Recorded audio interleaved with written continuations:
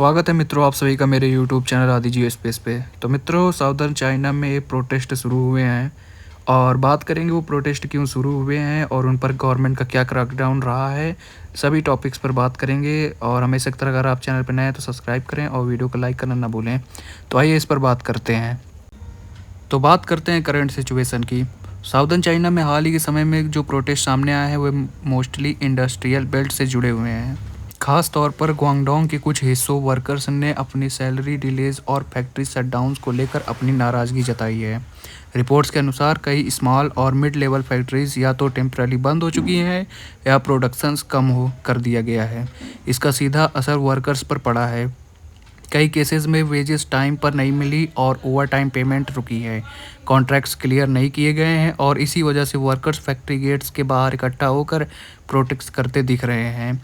अब बात करेंगे उनके क्रैकडाउन्स पर। तो हमेशा की तरह जैसे ये प्रोटेस्ट सामने आए लोकल अथॉरिटीज़ ने एक्शंस लिया और पुलिस प्रेजेंस को बढ़ा दी गई, गैदरिंग्स को डिस्पर्स किया गया और कुछ मामलों में प्रोटेस्ट करने वाले लीडर्स को डिटेन भी किया गया। और सबसे बड़ा इम्पॉर्टेंट ऑनलाइन प्लेटफॉर्म्स पर भी इन प्रोटेस्ट से जुड़ी वीडियोस और पोस्ट को जल्दी रिमूव किया गया।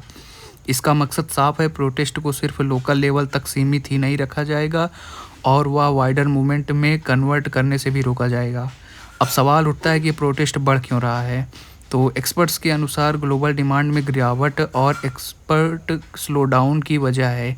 राइजिंग कंपटीशन है क्योंकि इंडिया ने भी अपने जो कि एक्सपोर्ट बढ़ा दिए हैं, जिसकी वजह से चाइना की कहीं ना कहीं एक्सपोर्ट्स कम हो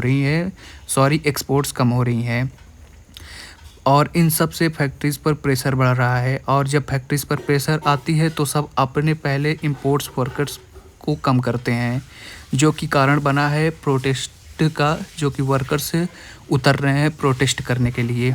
कुछ रिपोर्ट्स में ये भी संदेश देती हैं कि ये प्रोटेस्ट अभी स्कैटर्ड हैं, मतलब ये प्रोटेस्ट अभी इकट्ठा नहीं अलग अलग हो रहे हैं ये, लेकिन इनकी फ्रिक्वेंसी धीरे धीरे बढ़ रही है। हालांकि अभी तक कोई large scale nation wide protest सामने नहीं आया है, लेकिन लोकल लेवल पर ऐसी घटनाएं लगातार देखने को मिल रही हैं।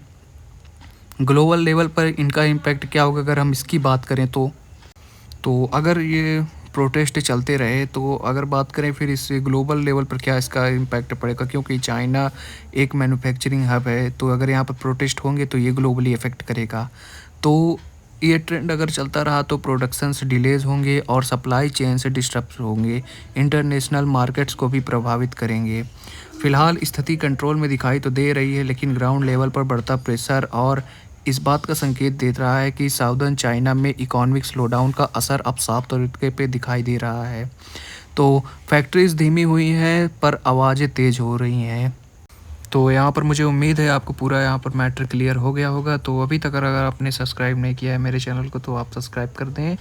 तो अभी के लिए थैंक्स और मिलते हैं नेक्स्ट वीडियो में।